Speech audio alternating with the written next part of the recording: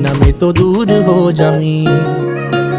ओ सागर दियां छल्लां वांगू जिंदगी है बड़ी टेढ़ी मेढ़ी, कित्थे लैके चलीए जावे पता नहीं कुछ भी की है कहंदी। उच्चिया लम्मिया पहाड़ा वांगू दिसदी नेड़े दूर रहिंदी, जिथे कोई सार ना होवे बारिश भी है उत्थे पैंदी। देखा ना जे तैनू मेरे दिल नू साली चैन नहीं पैंदी, जो हुंदा चंगे लई हुंदा दुनिया एवें झूठी कहंदी। उड़ जांदे जद पंछी मुड़े उन्हां नू घर दी लोड़ नहीं पैंदी।